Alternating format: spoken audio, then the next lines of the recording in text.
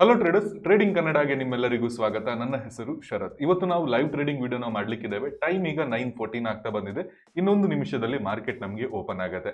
Market ಅನ್ನ ನಾವು observe ಮಾಡೋದಾದ್ರೆ ಮಾರ್ಕೆಟ್ ನಮಗೆ ಪಾಸಿಟಿವ್ ಓಪನಿಂಗ್ ನ ಕೊಡ್ತಾ ಇದೆ. ಬ್ಯಾಂಕ್ ನಿಫ್ಟಿ 64 ಪಾಯಿಂಟ್ಸ್ ಓಪನ್ ನ ಕೊಟ್ರೆ, ನಿಫ್ಟಿ ನಮಗೆ 20 ಪಾಯಿಂಟ್ಸ್ ಓಪನಿಂಗ್ ನ ಗ್ಯಾಪ್ ಅಪ್ ಅಲ್ಲಿ ನಮಗೆ ಕೊಡ್ತಾ ಇದೆ. ಸೊ ಯಾವ ರೀತಿ ಇವತ್ತಿನ ಪ್ಲಾನ್ ಇರಬೇಕು ಅನ್ನೋದನ್ನ ನಾವು ಗಮನಿಸಬೇಕಾಗತ್ತೆ. ಬ್ಯಾಂಕ್ ನಿಫ್ಟಿ ಉತ್ತಮವಾದ ಲೆವೆಲ್ ಅಲ್ಲಿ ನಮಗೆ ಕಾಣಲಿಕ್ಕೆ ಸಿಗ್ತಾ ಇದೆ. ಲಾಸ್ಟ್ ಸ್ವಿಂಗ್ ಏನಿದೆಯಲ್ಲ, ಇಲ್ಲಿ ನಮಗೆ ಕಾಣಲಿಕ್ಕೆ ಸಿಗ್ತಾ ಇದೆ. ಇಫ್ ಇನ್ ಕೇಸ್ ಪ್ರೈಸ್ ಏನಾದ್ರೂ ಲಾಸ್ಟ್ ಸ್ವಿಂಗ್ ಬ್ರೇಕ್ ಆದ್ರೆ ನಮಗೆ ಮೊಮೆಂಟಮ್ ಸಿಗಬಹುದು. ಅಪ್ ಸೈಡ್ ಅಲ್ಲೇ ನಮಗೆ ಮೊಮೆಂಟಮ್ ಓಪನಿಂಗ್ ಅಲ್ಲಿ ಸಿಗೋ ಸಾಧ್ಯತೆ ಇರುತ್ತೆ. ಲಾಂಗ್ ಸೈಡ್ ಅಲ್ಲಿ ಪ್ರೈಸ್ ಮೂವ್ಮೆಂಟ್ ಆಗೋ ಸಾಧ್ಯತೆ ನಮಗೆ ಜಾಸ್ತಿ ಕಾಣಲಿಕ್ಕೆ ಸಿಗ್ತಾ ಇದೆ.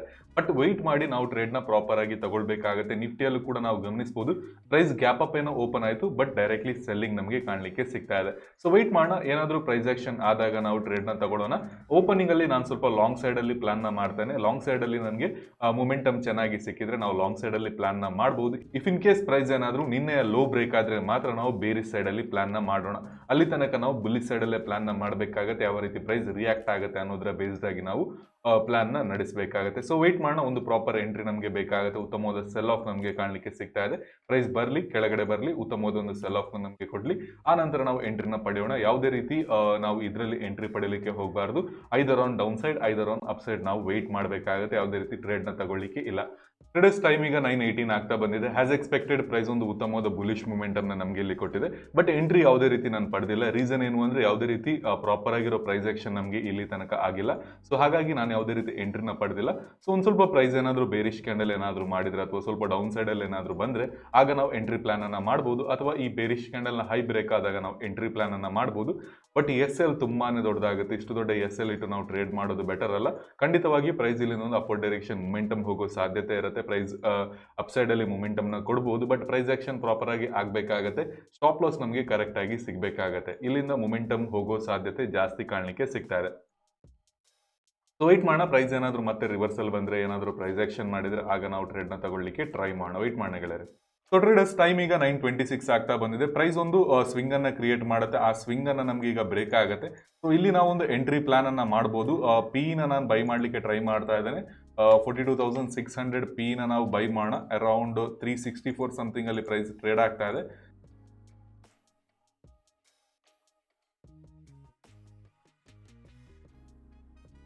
ಸೊ 250 ಕ್ವಾಂಟಿಟೀಸ್ ನಾನು ಟ್ರೇಡ್ ನ ತಗೊಳ್ತಾ ಇದ್ದೇನೆ. ಬೈ ಮಿಸ್ ಆಗಿ ನಾನು 260 ಅಂತ ಹಾಕಿದ್ದೆ ಅಂಡ್ 364 ಸಮಥಿಂಗ್. ಪ್ರೈಸ್ ತುಂಬಾನೇ ಫಾಸ್ಟ್ ಆಗಿ ಮೂವ್ ಆಗ್ತಾ ಇದೆ. ವೆಯ್ಟ್ ಮಾಡೋಣ, ನಮ್ಮ ಎಂಟ್ರಿ ಸಿಗುತ್ತೆ ಅಂತ. 260ಗೆ ನಾನು ಅದನ್ನ ಆಡ್ ಮಾಡಿದೆ. ಬೈ ಮಿಸ್ ಆಗಿ 360 ಹಾಕಬೇಕಾಗಿತ್ತು, 260 ಅಂತ ನಾನು ಆಡ್ ಮಾಡಿದೆ. No problem. ಸೊ ಪ್ರೈಸ್ ಈಗ ರಿವರ್ಸಲ್ ನ ಕೊಡ್ತಾ ಇದೆ. ಇಲ್ಲಿ ಎಸ್ ಎಲ್ ತುಂಬಾನೇ ಸಣ್ಣದಾಗಿ ಇಡಬೇಕಾಗುತ್ತೆ. ಜಸ್ಟ್ 20 ಪಾಯಿಂಟ್ಸ್ ಎಸ್ ಎಲ್ ನಾವು ಇಡಬೇಕಾಗುತ್ತೆ. ರೀಸನ್ ಏನು ಅಂದ್ರೆ ಪ್ರೈಸ್ ಅಪ್ ಸೈಡ್ ಅಲ್ಲಿ ಮೊಮೆಂಟಮ್ ಹೋಗೋ ಸಾಧ್ಯತೆ ಇರುತ್ತೆ. ಜಸ್ಟ್ ಈ ಲಾಸ್ಟ್ ಸ್ವಿಂಗ್ ಏನ್ ಬ್ರೇಕ್ ಆಗಿದೆಯಲ್ಲ, ಆ ಬೇಸ್ಡ್ ಆಗಿ ನಾನು ಇಲ್ಲಿ ಎಂಟ್ರಿ ಪಡೆದಿರೋದು. ಪ್ರೈಸ್ ಒಂದು ಅಪರ್ ಡೈರೆಕ್ಷನ್ ಮೊಮೆಂಟಮ್ ಕೊಡುತ್ತೆ, ಫೇಲ್ಯೂರ್ ಆಗುತ್ತೆ, ಮತ್ತೆ ರಿವರ್ಸಲ್ ನ ಕೊಡುತ್ತೆ. ಆ ಒಂದು ಬೇಸ್ಡ್ ಆಗಿ ನಾನು ಇಲ್ಲಿ ಎಂಟ್ರಿನ ಪಡೆದಿರೋದು. ಇಫ್ ಇನ್ ಕೇಸ್ ಈ ಲೋ ಬ್ರೇಕ್ ಆದ್ರೆ ನಮಗೆ ಮೊಮೆಂಟಮ್ ಡೌನ್ ಸೈಡ್ ಅಲ್ಲಿ ಸಿಗುತ್ತೆ. At the same time if in case ಈ ಹೈ ಬ್ರೇಕ್ ಆದ್ರೆ ಲಾಂಗ್ ಸೈಡ್ ಅಲ್ಲಿ ಪ್ರೈಸ್ ಮೊಮೆಂಟಮ್ ನ ಕೊಡುತ್ತೆ. ಹಾಗಾಗಿ ಅದನ್ನ ನಾವು ಗಮನಿಸಬೇಕಾಗತ್ತೆ. ಇದರಲ್ಲಿ ನಾವು ಒಂದು ಅರೌಂಡ್ 10 ಪಾಯಿಂಟ್ಸ್ ಅಥವಾ 20 ಪಾಯಿಂಟ್ಸ್ ಎಸ್ ಎಲ್ ನಾವು ಇಡಬೇಕಾಗುತ್ತೆ. ಅರೌಂಡ್ 50 to 60 ಪಾಯಿಂಟ್ಸ್ ನಮಗೆ ಇದರಲ್ಲಿ ಟಾರ್ಗೆಟ್ ಸಿಗುತ್ತೆ. ಸೊ ಸಣ್ಣ ಎಸ್ ಎಲ್ ಅಲ್ಲಿ ನಾವು ಇದರಲ್ಲಿ ಟ್ರೇಡ್ ನ ತಗೊಂಡಿದ್ದೇವೆ. ಯಾರೆಲ್ಲ ಟ್ರ್ಯಾಪ್ ಆಗಿದ್ದಾರೆ ಆ ಬೇಸ್ಡ್ ಆಗಿ ನಾವು ಇದರಲ್ಲಿ ಎಂಟ್ರಿನ ಪಡೆದಿದ್ದೇವೆ. ಈಗ ಈ ಲೋ ಬ್ರೇಕ್ ಆಗಬೇಕಾಗುತ್ತೆ. ಈ ಲೋ ಬ್ರೇಕ್ ಆದ್ರೆ ಮೊಮೆಂಟಮ್ ಆಗುತ್ತೆ. ಬಟ್ ಲಾಂಗ್ ಸೈಡ್ ಅಲ್ಲೇ ಪ್ರೈಸ್ ಸಸ್ಟೈನ್ ಆಗ್ಲಿಕ್ಕೆ ಟ್ರೈ ಮಾಡ್ತಾ ಇರೋದ್ರಿಂದ ಅಪ್ ಸೈಡ್ ಅಲ್ಲಿ ನಾವು ಪೊಸಿಷನ್ ಅನ್ನು ಇಮಿಡಿಯೇಟ್ಲಿ ರಿವರ್ಸ್ ಮಾಡಬೇಕಾಗುತ್ತೆ. ಇಫ್ ಇನ್ ಕೇಸ್ ಪ್ರೈಸ್ ಏನಾದರೂ ನಮ್ಮ ಸ್ಟಾಪ್ ಲಾಸ್ ಹಿಟ್ ಆದ್ರೆ, ರೈಟ್. ಸೊ ಪ್ರೈಸ್ ಸಪೋರ್ಟ್ ಪಡಿತಾ ಇದೆ. ಸೊ ಅರೌಂಡ್ 3,000 ಸಮಥಿಂಗ್ ನಮಗೆ ಲಾಸಸ್ ಕಾಣಲಿಕ್ಕೆ ಸಿಗ್ತಾ ಇದೆ. ಏನು ಕೂಡ ತೊಂದರೆ ಇಲ್ಲ, ಅದರ ಬಗ್ಗೆ ಯೋಚನೆ ಮಾಡೋ ಅವಶ್ಯಕತೆ ಇಲ್ಲ. ನಾವು ಲಾಂಗ್ ಸೈಡ್ ಅಲ್ಲಿ ಪೊಸಿಷನ್ ಅನ್ನ ರಿವರ್ಸ್ ಮಾಡಲಿಕ್ಕೆ ರೆಡಿ ಇರಬೇಕಾಗತ್ತೆ. ಯಾಕೆಂದ್ರೆ ಪ್ರೈಸ್ ಡೌನ್ ಸೈಡ್ ಅಲ್ಲಿ ಬರ್ಲಿಕ್ಕೆ ಟ್ರೈ ಮಾಡ್ತಾ ಇದೆ. ಈ ಒಂದು ಲಾಸ್ಟ್ ಸ್ವಿಂಗ್ ಏನಾದರೂ ಬ್ರೇಕ್ ಆದ್ರೆ ನಮಗೆ ಮೊಮೆಂಟಮ್ ಇಲ್ಲಿ ಆಗುತ್ತೆ. ತುಂಬಾನೇ ಫಾಸ್ಟ್ ಆಗಿ ಮೊಮೆಂಟಮ್ ಬರುತ್ತೆ. ಹಾಗಾಗಿ ನಾವು 20 ಪಾಯಿಂಟ್ಸ್ ಎಸ್ ಎಲ್ ನ ಕೊಟ್ಟು ಇಲ್ಲಿ ಟ್ರೇಡ್ ಅನ್ನ ತಗೊಂಡಿರೋದು. ಆ ಟ್ರೇಡ್ ಅನ್ನ if in case stop loss ಏನಾದರೂ ಹಿಟ್ ಆದ್ರೆ ನಾವು ಎಕ್ಸಿಟ್ ಆಗ್ಲಿಕ್ಕೆ ರೆಡಿ ಇರಬೇಕು. ಇಫ್ ಇನ್ ಕೇಸ್ ಈ ಹೈ ಬ್ರೇಕ್ ಆದ್ರೆ ನಾವು ಮತ್ತೆ ಎಂಟ್ರಿನ ಪಡಿಬೇಕು, ಅಥವಾ ಈ ಹೈ ಬ್ರೇಕ್ ಆದಾಗ ನಾವು ಮತ್ತೆ ಲಾಂಗ್ ಸೈಡ್ ಅಲ್ಲಿ ಎಂಟ್ರಿನ ಪಡಿಬೇಕಾಗುತ್ತೆ. ಯಾಕೆಂದ್ರೆ overall price momentum direction ಏನಿದೆಯಲ್ಲ, ಲಾಂಗ್ ಸೈಡ್ ಅಲ್ಲಿ ನಾನು ಪ್ಲಾನ್ ಮಾಡ್ತಾ ಇದ್ದೇನೆ. ಅಟ್ ದ ಸೇಮ್ ಟೈಮ್ ಇದನ್ನು ಕೂಡ ನಾವು ಮಿಸ್ ಮಾಡಬಾರ್ದು. ಯಾಕೆಂದ್ರೆ ಇಲ್ಲಿ ಪ್ರೈಸ್ ಡೌನ್ ಸೈಡ್ ಬರುತ್ತೆ, ಆನಂತರ ಅಪರ್ ಡೈರೆಕ್ಷನ್ ಮೊಮೆಂಟಮ್ ಕೊಡುತ್ತೆ. ನಾವು ಯಾವ ರೀತಿ ರೀತಿ ಇಲ್ಲಿ ಬೈ ಮಾಡಬೇಕು ಅಂತ ಥಿಂಕ್ ಮಾಡಿದ್ವಲ್ಲ, ಅದೇ ರೀತಿ ತುಂಬಾ ಜನ ಇಲ್ಲಿ ಬೈ ಮಾಡಬೇಕು ಅಂತ ಥಿಂಕ್ ಮಾಡ್ತಾರೆ. ಆಗ ಅವರು ಬೈ ಕೂಡ ಮಾಡಿರ್ತಾರೆ ಯಾವಾಗ ಹೈ ಬ್ರೇಕ್ ಆಗುತ್ತೆ. ಬಟ್ ಪ್ರೈಸ್ ಯಾವಾಗ ರಿವರ್ಸಲ್ ಆಗುತ್ತಲ್ಲ, ಅವರು ಸ್ಟಾಪ್ ಲಾಸ್ ಅಲ್ಲಿ ಎಕ್ಸಿಟ್ ಆಗ್ಲಿಕ್ಕೆ ಶುರು ಆಗ್ತಾರೆ, ಅವರೆಲ್ಲರೂ ಕೂಡ ಟ್ರ್ಯಾಪ್ ಆಗ್ತಾರೆ. ಸೊ ಈಗ ಪ್ರೈಸ್ ಇಲ್ಲಿ ಸಪೋರ್ಟ್ ಪಡಿತಾ ಇದೆ. ಈ ಸಪೋರ್ಟ್ ಅಲ್ಲೂ ಕೂಡ ತುಂಬಾ ಜನ ಎಂಟ್ರಿ ಪಡಿತಾರೆ, ಬಿಕಾಸ್ ಇದು ಬ್ರೇಕ್ಔಟ್ ಲೆವೆಲ್ ಆಗಿತ್ತು, ಪ್ರೀವಿಯಸ್ ಬ್ರೇಕ್ಔಟ್ ಲೆವೆಲ್ ಆಗಿತ್ತು. ಹಾಗಾಗಿ ಇಲ್ಲಿ ತುಂಬಾ ಜನ ಸಪೋರ್ಟ್ ಅಲ್ಲಿ ಎಂಟ್ರಿನ ಪಡಿತಾರೆ. ಅಂಡ್ ಇಫ್ ಇನ್ ಕೇಸ್ ಇದು ಲೋ ಬ್ರೇಕ್ ಆದ್ರೆ ಒಂದು ಕ್ಯಾಂಡಲ್ ಅಲ್ಲಿ ಪ್ರೈಸ್ ತುಂಬಾನೇ ಫಾಸ್ಟ್ ಆಗಿ ಕೆಳಗಡೆ ಬರುತ್ತೆ. ಹಾಗೆ ಅಟ್ ದ ಸೇಮ್ ಟೈಮ್ ಇದರ ಹೈ ಬ್ರೇಕ್ ಆದ್ರೆ ಪ್ರೈಸ್ ಒಂದು ಕ್ಯಾಂಡಲ್ ಅಲ್ಲಿ ಅಪೋರ್ಡ್ ಡೈರೆಕ್ಷನ್ ಮೊಮೆಂಟಮ್ ನಮಗೆ ಕೊಡುತ್ತೆ.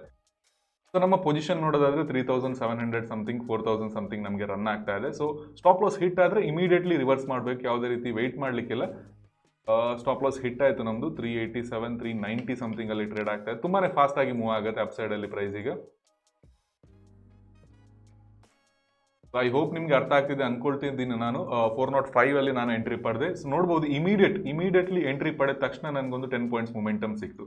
So that is the power of price action. ಯಾವ ರೀತಿ ನಾವು ಒಂದು ಪೊಸಿಷನ್ ಅನ್ನ ರಿವರ್ಸ್ ಮಾಡಿ ಅದರಲ್ಲಿ ಕೂಡ ಪ್ರಾಫಿಟ್ ಮಾಡೋದು ಅನ್ನೋದನ್ನು ಕೂಡ ಗೊತ್ತಿರಬೇಕಾಗುತ್ತೆ. ಟ್ರೇಡ್ ಮ್ಯಾನೇಜ್ಮೆಂಟ್ ಅಂತ ಹೇಳ್ತೀವಿ. ಈ ಲಾಸ್ಗೆ ನಾನು ವರಿ ಮಾಡ್ತಾ ಕೂತ್ಕೊಳ್ಬಾರ್ದು. ಯಾಕೆಂದ್ರೆ ಇಫ್ ಇನ್ ಕೇಸ್ ಪ್ರೈಸ್ ಏನಾದರೂ ಡೌನ್ ಸೈಡ್ ಅಲ್ಲಿ ಮೊಮೆಂಟಮ್ ಆಗಿದ್ರೆ ತುಂಬಾನೇ ಫಾಸ್ಟ್ ಆಗಿ ಪ್ರೈಸ್ ಬರ್ತಾ ಇತ್ತು. ಯಾಕೆಂದ್ರೆ ಎಲ್ಲರೂ ಕೂಡ ಟ್ರ್ಯಾಪ್ ಆಗಿದ್ರು, ತುಂಬಾನೇ ಫಾಸ್ಟ್ ಆಗಿ ಪ್ರೈಸ್ ಬರೋ ಚಾನ್ಸಸ್ ಇತ್ತು. ಸೇಮ್ ವೇ ಈಗ ಇಲ್ಲಿ ಎಲ್ಲರೂ ಕೂಡ ಟ್ರ್ಯಾಪ್ ಆಗಿದ್ದಾರೆ, ಎಲ್ಲ ಸೆಲ್ಲರ್ಸ್ ಇಲ್ಲಿ ಟ್ರ್ಯಾಪ್ ಆಗಿದ್ದಾರೆ. ಯಾವ ರೀತಿ ನಾನು SL ಅಲ್ಲಿ ಎಕ್ಸಿಟ್ ಆದೆ ಅಲ್ಲ, ಸೇಮ್ ಥಿಂಗ್ ತುಂಬಾ ಜನ ಇಲ್ಲಿ SL ಅಲ್ಲಿ ಎಕ್ಸಿಟ್ ಆಗ್ತಾರೆ. ಹಾಗಾಗಿ ಈ ಮೊಮೆಂಟಮ್ ನಮಗೆ ಲಾಂಗ್ ಸೈಡ್ ಅಲ್ಲಿ ಸಿಗೋ ಸಾಧ್ಯತೆ ಇರುತ್ತೆ. ಸೊ ಅದಕ್ಕಾಗಿ ನಾವಿಲ್ಲಿ ಟ್ರೇಡ್ ನ ತಗೊಂಡಿರೋದು. ಸೊ ಪ್ಲಾನ್ ಪ್ರಾಪರ್ ಆಗಿರ್ಬೇಕು, ಯಾವಾಗಲೂ SL ತಗೊಳ್ಳಿಕ್ಕೆ ರೆಡಿ ಇರಬೇಕು. ಯಾವುದೇ ರೀತಿ SL ತಗೊಳ್ಳಿಕ್ಕೆ ನಾವು ಹಿಂಜರಿಕೆ ಮಾಡ್ಲಿಕ್ಕೆ ಹೋಗಬಾರ್ದು. ಅದರಲ್ಲಿ ಧೈರ್ಯವಾಗಿ SL ನ ತಗೊಂಡು ನೆಕ್ಸ್ಟ್ ಟ್ರೇಡ್ ಅಲ್ಲಿ ಅದನ್ನ ಮ್ಯಾನೇಜ್ ಮಾಡುವಷ್ಟು ನಾವು ಕಾನ್ಫಿಡೆನ್ಸ್ ನ ಹೊಂದಿರಬೇಕು ಟ್ರೇಡಿಂಗ್ ಅಲ್ಲಿ, ರೈಟ್? ಸೊ 3000 ಸಮಥಿಂಗ್ ನಮಗೆ ಪ್ರಾಫಿಟ್ ರನ್ ಆಗ್ತಾ ಇದೆ. ನೋಡ್ಬೋದು ನೀವು ಇದು ಯಾವ ರೀತಿ ಕವರ್ ಆಗುತ್ತೆ. ಇದು ಒಂದೇ ಟ್ರೇಡ್ ಅಲ್ಲಿ ಕವರ್ ಆಗುತ್ತೆ, ಕವರ್ ಆಗಿ ಪ್ಲಸ್ ಪ್ರಾಫಿಟ್ ಅಲ್ಲಿ ಬರುತ್ತೆ ನಮಗೆ. ಸೊ ಹಾಗಾಗಿ ಅದರ ಬಗ್ಗೆ ಯಾವುದೇ ರೀತಿ ಯೋಚನೆ ಇಲ್ಲ. ಸೊ ಪ್ರೈಸ್ ಮತ್ತೆ ರಿವರ್ಸಲ್ ನ ಕೊಡ್ತಾ ಇದೆ, ನೋ ಪ್ರಾಬ್ಲಮ್, ಯಾವುದೇ ರೀತಿ ತೊಂದರೆ ಇಲ್ಲ. ಸೊ ಓವರ್ ಆಲ್ ಪ್ಲಾನ್ ಏನಿತ್ತಲ್ಲ ನಂದು ಲಾಂಗ್ ಸೈಡ್ ಅಲ್ಲೇ ಇತ್ತು. ನಾನು ಲಾಂಗ್ ಸೈಡ್ ಅಲ್ಲೇ ಮೊಮೆಂಟಮ್ ನ ಎಕ್ಸ್ಪೆಕ್ಟ್ ಮಾಡ್ತಾ ಇದ್ದೆ. ಬಟ್ ಇಲ್ಲೊಂದು ಪಾಯಿಂಟ್ ಅಲ್ಲಿ ಸಣ್ಣದಾಗಿ ಸೆಲ್ಲರ್ಸ್ ಟ್ರ್ಯಾಪ್ ಮಾಡಿರೋ ತರ ಕಾಣ್ತು. ಹಾಗಾಗಿ ನಾವೊಂದು ಸಣ್ಣ ಎಂಟ್ರಿನ 20 ಪಾಯಿಂಟ್ಸ್ SL ಅಲ್ಲಿ ತಗೊಂಡಿರೋದು. ಈಗ ನೋಡಿ ಯಾವ ರೀತಿ ಅರೌಂಡ್ 5000 ಸಮಥಿಂಗ್ 4800 ಸಮಥಿಂಗ್ ಮೈನಸ್ ಇತ್ತು. ಅಂಡ್ ಈಗ ಅದು 2000 ಸಮಥಿಂಗ್ ಈಗ ಬಂತು. ಸೊ ಒಂದು ಟ್ರೇಡ್ ಸಾಕು ನಿಮ್ಗೆಲ್ಲ ಮೈನಸಸ್ ಗಳನ್ನ ಕಮ್ಮಿ ಮಾಡ್ಲಿಕ್ಕೆ ಅಥವಾ ಕಂಪ್ಲೀಟ್ಲಿ ಆ ಲಾಸಸ್ ಗಳನ್ನ ಕವರ್ ಮಾಡ್ಲಿಕ್ಕೆ. ಸೊ ಜಸ್ಟ್ ಪ್ಲಾನ್ ಇರ್ಬೇಕು, ಯಾವ ರೀತಿ ಮಾಡಬೇಕು, ಏನು ಆಗ್ತಾ ಇದೆ, ಏನು ಮಾಡ್ತಾ ಇದ್ದಾರೆ ಬೈಯರ್ಸ್ ಅಂತ. ಸೊ ಟ್ರ್ಯಾಪ್ ಆದ ತಕ್ಷಣ ಅಥವಾ ಸ್ಟಾಪ್ ಲಾಸ್ ಹಿಟ್ ಆಯ್ತು ಅಂದ ತಕ್ಷಣ ಕುತ್ಕೊಳ್ಳೋದು ಕೂಡ ಅಲ್ಲ. ಇಲ್ಲಿ ಟಾರ್ಗೆಟ್ ಈಗ ಸಣ್ಣದಾಗಿ ನಮಗೆ ಸಿಗುತ್ತೆ, ಅದೇ ಪ್ರಾಬ್ಲಮ್ ಆಗೋದು. ನಾವು ಓಪನಿಂಗ್ ಅಲ್ಲೇ ಎಂಟ್ರಿ ಪಡೆದಿದ್ರೆ ತುಂಬಾನೇ ಚೆನ್ನಾಗಿರ್ತಾ ಇತ್ತು, ನಮಗೆ ಉತ್ತಮವಾದ ಟಾರ್ಗೆಟ್ ಕೂಡ ಸಿಗ್ತಾ ಇತ್ತು. ಬಟ್ ಇಲ್ಲಿ ಟಾರ್ಗೆಟ್ ಈಗ ಮತ್ತೆ ಕಡಿಮೆ ಆಗುತ್ತೆ, ಅದೇ ಪ್ರಾಬ್ಲಮ್ ಆಗೋದು. ಸೊ ವೆಯ್ಟ್ ಮಾಡೋಣ ಗೆಳೆಯರೆ, ನಾನು ನಿಮಗೆ ಅಪ್ಡೇಟ್ನ ಮಾಡ್ತೀನಿ. ಟ್ರೇಡರ್ಸ್ ಟೈಮ್ ಈಗ 9:34 ಆಗ್ತಾ ಬಂದಿದೆ. ಪ್ರೈಸ್ ಒಂದು ಅಪೋರ್ಡ್ ಡೈರೆಕ್ಷನ್ ಮೊಮೆಂಟಮ್ ನಮಗೆ ಕೊಡ್ತಾ ಇದೆ. ಪೊಸಿಷನ್ ಅನ್ನ ನೀವು ಗಮನಿಸಬಹುದು, ಯಾವ ರೀತಿ ಪ್ರೀವಿಯಸ್ ಲಾಸ್ ಏನಿದೆಯಲ್ಲ ಅದು ಕವರ್ ಆಗಿ ಈಗ ಪ್ರಾಫಿಟ್ ಅಲ್ಲಿ ನಮಗೆ ರನ್ ಆಗ್ತಾ ಇದೆ. ಅರೌಂಡ್ 4000 ಪ್ಲಸ್ ನಾವು ಪ್ರಾಫಿಟ್ ಅನ್ನ ತಗೊಳ್ತಾ ಇದ್ದೀವಿ. ಸೊ ವೆಯ್ಟ್ ನೋಡೋಣ ಯಾವ ರೀತಿ ಹೋಗುತ್ತೆ ಅಂತ. ಅರೌಂಡ್ 42,400 ನನ್ನ ಟಾರ್ಗೆಟ್ ಆಗುತ್ತೆ. ನಿಫ್ಟಿ ಸ್ವಲ್ಪ ಬೇರಿಶ್ನೆಸ್ ನ ಇಂಡಿಕೇಟ್ ಮಾಡ್ತಾ ಇದೆ. ಇಫ್ ಇನ್ ಕೇಸ್ ಪ್ರೈಸ್ ಏನಾದರೂ ರಿವರ್ಸಲ್ ಬಂದ್ರೆ ಐದರ್ ಕಾಸ್ಟ್ ಅಲ್ಲಿ ಅಥವಾ ಸಣ್ಣ ಪ್ರಾಫಿಟ್ ಅಲ್ಲಿ ನಾವು ಎಕ್ಸಿಟ್ ಆಗೋಣ. ನಿಯರ್ ಅಬೌಟ್ 50 ಪಾಯಿಂಟ್ಸ್ ನ ಆಲ್ರೆಡಿ ನಾವು ಕ್ಯಾಪ್ಚರ್ ಮಾಡಿದ್ದೇವೆ. ಸೊ ಪ್ರಾಫಿಟ್ ಬುಕ್ ಮಾಡಲಿಕ್ಕೆ ರೆಡಿಯಾಗಿ ಇರೋಣ. 447 445 ಸಮಥಿಂಗ್ ಅಲ್ಲಿ ಟ್ರೇಡ್ ಆಗ್ತಾ ಇದೆ. ಓವರ್ ಆಲ್ ಕ್ಯಾಂಡಲ್ ಏನ್ ಮಾಡುತ್ತೆ ಅದರ ಬೇಸ್ಡ್ ಆಗಿ ನಾನು ಪ್ರಾಫಿಟ್ ಬುಕ್ ಮಾಡ್ತೇನೆ. ಸೊ 360 ಲೆವೆಲ್ ಅಲ್ಲಿ ಕೂಡ ರಿವರ್ಸಲ್ ಆಗೋ ಚಾನ್ಸಸ್ ಇದೆ. ಯಾಕೆಂದ್ರೆ ಕಂಟಿನ್ಯೂಸ್ ರೆಸಿಸ್ಟೆನ್ಸ್ ನಮಗೆ ಕಾಣಲಿಕ್ಕೆ ಸಿಗ್ತಾ ಇದೆ. 360 ಏನಕ್ಕೆ ಹೇಳ್ತಾ ಇದ್ದೇನೆ ಅಂದ್ರೆ ಪ್ರೈಸ್ ಮುನ್ನೆ ಇಲ್ಲಿ ಬ್ರೇಕ್ಔಟ್ ಆಗಿತ್ತು ನೋಡಿ, ಇದೇ ಲೆವೆಲ್ ಅಲ್ಲಿ ಪ್ರೈಸ್ ಮುನ್ನೆ ಬ್ರೇಕ್ಔಟ್ ಆಗಿರೋದು. ಅದೇ ಲೆವೆಲ್ ಈಗ ಏನಾದ್ರೂ ರೆಸಿಸ್ಟೆನ್ಸ್ ಆಗಿ ವರ್ಕ್ ಆದ್ರೆ ಕಷ್ಟ ಆಗುತ್ತೆ. ಸೊ ಹಾಗಾಗಿ ಅಲ್ಲಿ ಬುಕ್ ಮಾಡೋದು ಕೂಡ ತುಂಬಾನೇ ಇಂಪಾರ್ಟೆಂಟ್ ಆಗುತ್ತೆ. ಐ ಗೆಸ್ ಪ್ರೈಸ್ ರಿವರ್ಸಲ್ ಆಗ್ಲಿಕ್ಕೆ ಟ್ರೈ ಮಾಡ್ತಾ ಇದೆ ಅದೇ ಲೆವೆಲ್ ಇಂದ. ರೀಚ್ ಆಗಿಲ್ಲ ಇನ್ನು ಕೂಡ. ಇಫ್ ಇನ್ ಕೇಸ್ ರೀಚ್ ಆದ್ರೆ ಅಲ್ಲಿ ಪ್ರಾಫಿಟ್ ಬುಕ್ ಮಾಡ್ಲಿಕ್ಕೆ ಟ್ರೈ ಮಾಡಬೇಕು, ಯಾಕೆಂದ್ರೆ ಇಮಿಡಿಯೇಟ್ ರೆಸಿಸ್ಟೆನ್ಸ್ ಆಗುತ್ತೆ. ಆ ನಂತರ ಬೇಕಿದ್ರೆ ನಾವು ಇನ್ನೊಂದು ಪ್ಲಾನ್ ನ ಮಾಡ್ಕೊಂಡು ಹೋಗ್ಬೋದು. ಅಂಡ್ ಪ್ರೀವಿಯಸ್ ಡೇ ಹೈ ಕೂಡ ಹತ್ರದಲ್ಲಿದೆ. ತುಂಬಾನೇ ಕ್ರೂಷಿಯಲ್ ಲೆವೆಲ್ ಅಲ್ಲಿ ಪ್ರೈಸ್ ಈಗ ನಮಗೆ ಕಾಣಲಿಕ್ಕೆ ಸಿಗ್ತಾ ಇದೆ. ಸೊ ಅರೌಂಡ್ 4000 ಸಮಥಿಂಗ್ ನಮಗೆ ಪ್ರಾಫಿಟ್ ರನ್ ಆಗ್ತಾ ಇದೆ. ಐ ಹೋಪ್ ನಿಮಗೆ ಅರ್ಥ ಆಯ್ತು ಅಂತ ಅನ್ಕೊಳ್ತೀನಿ. ಈವನ್ ದೋ ಇದು ಕಾಸ್ಟ್ ಅಲ್ಲಿ ಈಗ ಎಕ್ಸಿಟ್ ಆದ್ರೂ ಕೂಡ, ಅಂದ್ರೆ ಈವನ್ ನಾವೀಗ ಒಂದು 0 ಪ್ರಾಫಿಟ್ 0 ಲಾಸ್ ಅಲ್ಲಿ ಎಕ್ಸಿಟ್ ಆದ್ರೂ ಕೂಡ ಯಾವ ರೀತಿ ಟ್ರೇಡ್ ನ ಮ್ಯಾನೇಜ್ ಮಾಡಬೇಕು ಅನ್ನೋದು ನಿಮಗೆ ಅರ್ಥ ಆಗಿದೆ ಅಂತ ಅನ್ಕೊಳ್ತೀನಿ ನಾನು. ಯಾಕೆಂದ್ರೆ ಇದು ಪ್ರಾಫಿಟ್ ಅಲ್ಲೂ ಹೋಗ್ಬೋದು, ಈಗ ಮತ್ತೆ ಮೈನಸ್ ಬಂದು ಅಥವಾ ರಿವರ್ಸಲ್ ಆಗ್ಬೋದು. ಯಾಕೆಂದ್ರೆ ಟಾರ್ಗೆಟ್ ಹತ್ರದಲ್ಲಿದೆ, ಸಣ್ಣ ಟಾರ್ಗೆಟ್ ಅಲ್ಲಿ ನಾವು ಎಕ್ಸಿಟ್ ಆಗಬೇಕಾಗಿ ಬರ್ಬೋದು, ಅದು ಏನು ಕೂಡ ಆಗ್ಬೋದು. But managing the trade is very very important. ಯಾವ ರೀತಿ ನಾವು ಥಿಂಕ್ ಮಾಡ್ಬೇಕು, ಯಾವ ರೀತಿ ಬಯರ್ಸ್ ನಮ್ಮನ್ನ ಟ್ರ್ಯಾಪ್ ಮಾಡ್ತಾರೆ ಅಥವಾ ಸೆಲ್ಲರ್ಸ್ ನಮ್ಮನ್ನ ಟ್ರ್ಯಾಪ್ ಮಾಡ್ತಾರೆ, ದೊಡ್ಡ ಪ್ಲೇಯರ್ಸ್ ಯಾವ ರೀತಿ ನಮ್ಮನ್ನ ಟ್ರ್ಯಾಪ್ ಮಾಡ್ತಾರೆ ಅನ್ನೋದು ತುಂಬಾನೇ ಇಂಪಾರ್ಟೆಂಟ್ ಆಗುತ್ತೆ. ಅದರ ಬಗ್ಗೆ ಯಾವಾಗಲೂ ನೆನಪಿಡಿ. ಸೊ ಪ್ರಾಫಿಟ್ ಬುಕ್ ಮಾಡ್ಲಿಕ್ಕೆ ನಾನು ರೆಡಿ ಆಗಿದ್ದೇನೆ. ಅರೌಂಡ್ 7000 6000 ಸಮಥಿಂಗ್ ಪ್ರಾಫಿಟ್ ರನ್ ಆಗ್ತಾ ಇದೆ. ನಿಯರ್ ಅಬೌಟ್ 10,000 ಪ್ರಾಫಿಟ್ ಇದರಲ್ಲಿ ನಮಗೆ ಕಾಣಲಿಕ್ಕೆ ಸಿಗ್ತಾ ಇದೆ. ಪ್ರೈಸ್ ಹೈ ಬ್ರೇಕ್ ಆಗಿದೆ. ಇಫ್ ಇನ್ ಕೇಸ್ ಪ್ರೈಸ್ ಏನಾದರೂ ಹೈ ಬ್ರೇಕ್ ಆಗಿ ಏನಾದರೂ ರಿವರ್ಸಲ್ ಏನಾದರೂ ಬರಲಿಕ್ಕೆ ಶುರು ಆಯಿತು ಅಂದರೆ ನಾನು ಎಕ್ಸಿಟ್ ಆಗ್ತೇನೆ, ಯಾವುದೇ ರೀತಿ ಹೋಲ್ಡ್ ಮಾಡಲಿಕ್ಕೆ ಹೋಗಲ್ಲ. ಯಾಕೆಂದರೆ ನಿಯರ್ ಟು ದ ಟಾರ್ಗೆಟ್ ಇದೆ, ಅಂದರೆ ಇದು ಟಾರ್ಗೆಟ್ ಆಗುತ್ತೆ. ಮುನ್ನೆ ಇಲ್ಲಿಂದ ಬ್ರೇಕ್ಔಟ್ ತುಂಬಾ ದೊಡ್ಡ ಫಾಲ್ ಆಗಿತ್ತು, ಹಾಗಾಗಿ ಈ ಲೆವೆಲ್ ರೆಸಿಸ್ಟೆನ್ಸ್ ಆಗಿ ವರ್ಕ್ ಆಗುವ ಸಾಧ್ಯತೆ ಇರುತ್ತೆ. ಹೋಲ್ಡ್ ಮಾಡ್ತಾ ಇರೋ ರೀಸನ್ ಏನು ಅಂದರೆ ಒಂದು ಬಾರಿ 2 ಬಾರಿ ಪ್ರೈಸ್ ಇಲ್ಲಿ ತನಕ ಬಂದಿತ್ತು, ಹಾಗಾಗಿ ನಾನು ಇದರಲ್ಲಿ ಹೋಲ್ಡ್ ಮಾಡ್ತಾ ಇದ್ದೀನಿ. ಇಫ್ ಇನ್ ಕೇಸ್ ಪ್ರೈಸ್ ಏನಾದರೂ ಸಸ್ಟೈನ್ ಆದರೆ ನಮಗೆ ಒಂದು ಸ್ವಲ್ಪ ದೊಡ್ಡ ಮಟ್ಟದ ಪ್ರಾಫಿಟ್ ಆಗುತ್ತೆ, ಮೂಮೆಂಟ್ ಆದರೆ ಸ್ವಲ್ಪ ದೊಡ್ಡ ಮಟ್ಟದ ಮೂಮೆಂಟಮ್ ನಮಗೆ ಕಾಣಲಿಕ್ಕೆ ಸಿಗುತ್ತೆ. ಸೊ ಐ ಗೆಸ್ ಎಕ್ಸಿಟ್ ಆಗೋದು ಬೆಟರ್ ಅಂತ ಅನ್ಕೊಳ್ತೀನಿ ನಾನು. ರೀಸನ್ ಏನು ಅಂದರೆ ಪ್ರೈಸ್ ಹೈ ಬ್ರೇಕ್ ಆಗಿ ರಿವರ್ಸಲ್ ಆಯಿತು, ಏನು ಹೈ ಬ್ರೇಕ್ ಆಗಿತ್ತಲ್ಲ ಆನಂತರ ರಿವರ್ಸಲ್ ಆಯಿತು. ನೋಡೋಣ, ಒಂದು ಸ್ವಲ್ಪ ರಿಸ್ಕ್ ಅನ್ನ ನಾವು ಪ್ರಾಫಿಟ್ ಅಲ್ಲೇ ತಗೊಳ್ಳೋಣ. ಈಗ ನಾವು ಪ್ರಾಫಿಟ್ ಅಲ್ಲಿ ಇದ್ದೇವೆ, ನಿಯರ್ ಅಬೌಟ್ 4000 ಪ್ರಾಫಿಟ್ ಅಲ್ಲಿ ಇದ್ದೇವೆ. ಯಾವುದೇ ಕಾರಣಕ್ಕೆ ಇದರಲ್ಲಿ ಇನ್ನು ದೊಡ್ಡ ಲಾಸ್ ತಗೊಳ್ಳೋ ಚಾನ್ಸಸ್ ಇಲ್ಲ. ಸೊ ವಿನ್ನಿಂಗ್ ಟ್ರೇಡ್ ಇದು, ವಿನ್ನಿಂಗ್ ಸೈಡ್ ಅಲ್ಲಿ ಮೂಮೆಂಟಮ್ ಆಗ್ತಾ ಇದೆ, ಹಾಗಾಗಿ ಇದನ್ನು ಹೋಲ್ಡ್ ಮಾಡಬೇಕಾಗುತ್ತೆ. ಆಸ್ ಅ ಟ್ರೇಡರ್ ಲಾಸಸ್ ನ ಆದಷ್ಟು ಬೇಗ ನಾವು ತಗೊಳ್ಬೇಕಾಗುತ್ತೆ. 20 ಪಾಯಿಂಟ್ಸ್ SL ಅಷ್ಟೇ ತಗೊಂಡಿರೋದು. ಇಲ್ಲಿ ನೀವು ಪ್ರಾಫಿಟ್ ನ ಗಮನಿಸೋದಾದ್ರೆ 50-60 ಪಾಯಿಂಟ್ಸ್ ವರೆಗೂ ನಮಗೆ ಆಯ್ತು ಅನ್ಸುತ್ತೆ. ಸೊ ವಿನ್ನಿಂಗ್ ಟ್ರೇಡ್ ಅನ್ನ ಯಾವಾಗಲೂ ಹೋಲ್ಡ್ ಮಾಡಿ ಸ್ವಲ್ಪ ಜಾಸ್ತಿ ಪ್ರಾಫಿಟ್ಗೆ ಎಕ್ಸ್ಪೆಕ್ಟ್ ಮಾಡಬೇಕಾಗತ್ತೆ. ಈ ಹೈ ಬ್ರೇಕ್ ಆದ್ರೆ ಮೂಮೆಂಟ್ ಆಗುತ್ತೆ. ಫೈನಲಿ ಹೈ ಬ್ರೇಕ್ ಆಗಿದೆ. ಸೊ ಪ್ರೀಮಿಯಂ ಏನಾದರೂ ಮೂಮೆಂಟಮ್ ಆಗ್ತಾ ಇದೆಯಾ? ಪ್ರೀಮಿಯಂ 6300 5000 ಅದೇ ರೇಂಜಲ್ಲಿ ಮೂಮೆಂಟಮ್ ಆಗ್ತಾ ಇದೆ. ಐ ಗೆಸ್ ಇದು ಸಸ್ಟೈನ್ ಆಗೋ ರೀತಿ ನನಗೆ ಕಾಣಲಿಕ್ಕೆ ಸಿಗ್ತಾ ಇಲ್ಲ. ಬ್ಯಾಂಕ್ ನಿಫ್ಟಿ ಹೈ ಬ್ರೇಕ್ ಆಗಿದೆ, ಬಟ್ ಪ್ರೀಮಿಯಂ ಅಲ್ಲಿ ಮೂಮೆಂಟಮ್ ಆಗ್ತಾ ಇಲ್ಲ ನೋಡಿ. ಇದು ಇಂಡಿಕೇಶನ್ ಪ್ರೈಸ್ ರಿವರ್ಸಲ್ ಬರೋ ಚಾನ್ಸಸ್ ಇದೆ ಅಂತ. ಪ್ರಾಫಿಟ್ ಅಲ್ಲೇ ರಿಸ್ಕ್ ತಗೊಳ್ತಾ ಇದೀವಿ ನಾವು, ಯಾವುದೇ ರೀತಿ ಲಾಸಸ್ ಅಲ್ಲಿ ರಿಸ್ಕ್ ನ ತಗೊಳ್ತಾ ಇಲ್ಲ. ಸೊ ಈ ಲಾಸ್ಟ್ ಸ್ವಿಂಗ್ ಕೆಳಗಡೆ ನಾವು ಸ್ಟಾಪ್ ಲಾಸ್ ನ ಬುಕ್ ಮಾಡಬಹುದು. ಮತ್ತೆ ಪ್ರೈಸ್ ಅಪರ್ ಡೈರೆಕ್ಷನ್ ಮೂಮೆಂಟಮ್ ಆಗ್ತಾ ಇದೆ.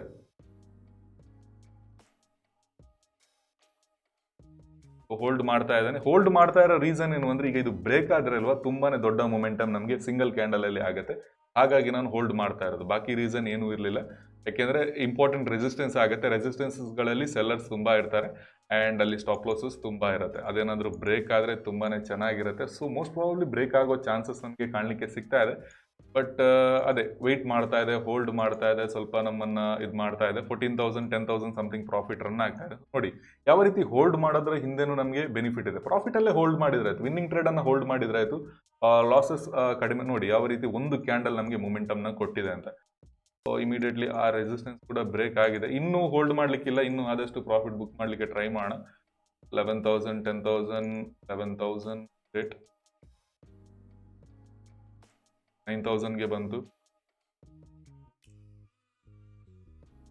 465 ಇದೆ, 470.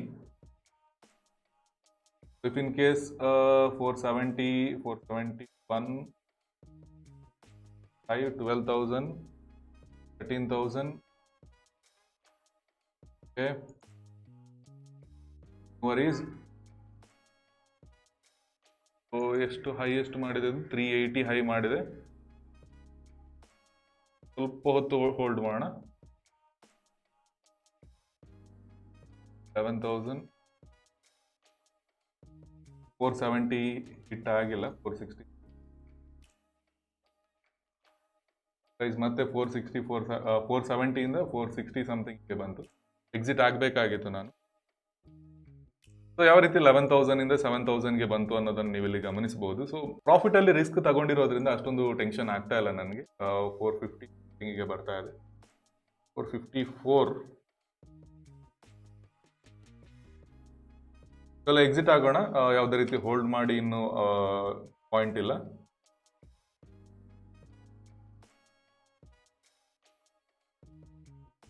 $450 ಪ್ರೈಸ್ ಕೂಡ ಫಾಸ್ಟ್ ಆಗಿ ರಿವರ್ಸಲ್ ಆಗ್ತಾ ಇದೆ. ಸೊ ಹಾಗಾಗಿ ಎಕ್ಸಿಟ್ ಆಗೋದು ಬೆಟರ್ ಆಗುತ್ತೆ. 50 ಕ್ವಾಂಟಿಟೀಸ್ ಅಷ್ಟೇ ಉಳಿದಿದೆ. ಅರೌಂಡ್ 6,000 ಪ್ರಾಫಿಟ್ ನಮಗೆ ಆಗಿದೆ. ನೋಡ್ಬೋದು ನೀವು ಯಾವ ರೀತಿ 12,000 ತನಕ ಪ್ರಾಫಿಟ್ ಹೋಗಿತ್ತು ಅಂಡ್ ಈ ಒಂದು ಟ್ರೇಡ್ ಏನಿತ್ತಲ್ಲ ನಿಯರ್ ಅಬೌಟ್ 16,000 ಸಮಥಿಂಗ್ ಏನೋ ಹೈ ಅನ್ನ ನಮಗೆ ಮಾಡಿತ್ತು.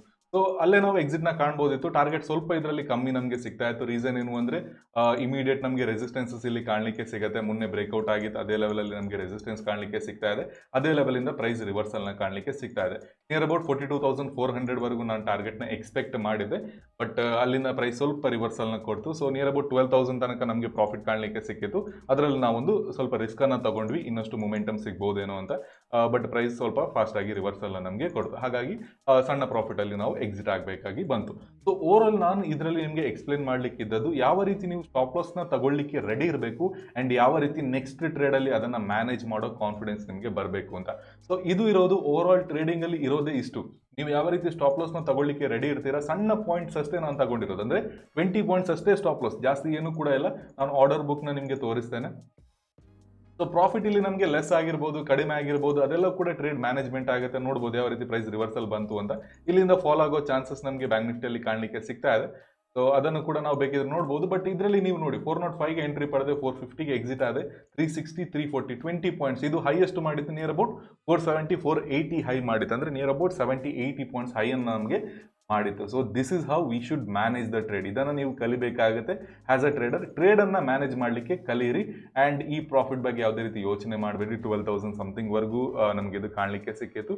ಅದು ಅಪ್ ಆ್ಯಂಡ್ ಡೌನ್ ಆಗ್ತಾನೆ ಇರುತ್ತೆ. ನೀವೀಗ ಹೋಲ್ಡ್ ಮಾಡಿದ್ರೆ ಮತ್ತೆ ನಮಗೆ 10,000, 12,000 ಕಾಣಲಿಕ್ಕೆ ಸಿಗ್ತಾ ಇತ್ತು. ಬಟ್ ಎಕ್ಸಿಟ್ನ ನಾವು ಪ್ರಾಪರ್ ಲೆವೆಲಲ್ಲಿ ಮಾಡಿದ್ದೇವೆ, ಬಿಕಾಸ್ ಅಲ್ಲಿ ನಮಗೆ ರೀಸನ್ ಇತ್ತು ಎಕ್ಸಿಟ್ ಆಗಲಿಕ್ಕೆ. 470 ನಾನು ಎಕ್ಸಿಟ್ ಆಗಬೇಕು ಅಂತ ಅನ್ಕೊಂಡೆ ಫಸ್ಟಿಗೆ, ಮತ್ತೆ ಅದು 470ಗೆ ಬರ್ತಾ ಇದೆ. ಸೊ ಇದೇನು ಕೂಡ ಪ್ರಾಬ್ಲಮ್ ಇಲ್ಲ. ಪ್ರೊಸೆಸನ್ನು ಅರ್ಥ ಮಾಡ್ಕೊಳ್ಳಿ, ಯಾವ ರೀತಿ ಮ್ಯಾನೇಜ್ ಮಾಡೋದು ಅದನ್ನು ಅರ್ಥ ಮಾಡ್ಕೊಳ್ಳಿ. ಸೊ ಐ ಹೋಪ್ ನಿಮಗೆ ಕಾನ್ಸೆಪ್ಟ್ ಇಷ್ಟ ಆಗಿದೆ ಅಂತ ಅನ್ಕೊಳ್ತೀನಿ. Thank you traders. Have a good day, have profitable week head.